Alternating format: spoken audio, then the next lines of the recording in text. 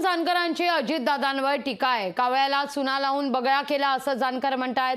फडणवीसांनी दिलेल्या आश्वासनांवर विश्वास नाही, विश्वास नसल्यानंच फडणवीसांची साथ सोडली असं उत्तम जानकर यांचं म्हणणं आहे। उत्तम जानकरांनी फडणवीसांवर या ठिकाणी हल्लाबोल केल्याचं पाहायला मिळते। अजितदादांवर देखील टीका करण्यात आलेली आहे।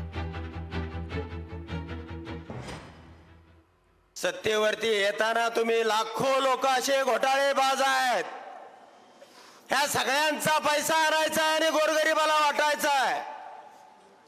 आपल्या राज्यात एक माणूस गावला 77,000 कोटीचा घोटाळा करणार। आदल्या दिवशी कावळा होता, सगळ्या महाराष्ट्राला लावून लावून उरलेला चुना त्या कावळ्याला लावला आणि त्याचा बगळा केला।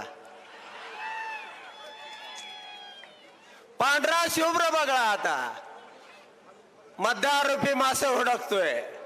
आम्ही प्रायश्चित्त घ्यायचं ठरवलेलं आहे, तुमच्या फसवणुकीला कंटाळलेलो आहे।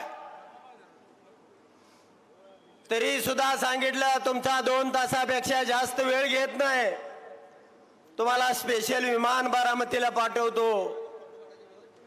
1 तास यायचा आणि 1 तास जायचा, इथं 10 मिनिटाचा वेळ घेतो। मित्रांनो, त्या ठिकाणी सगळं काय चंद्र सूर्य सोडून सगळं काय द्यायचं ठरलं।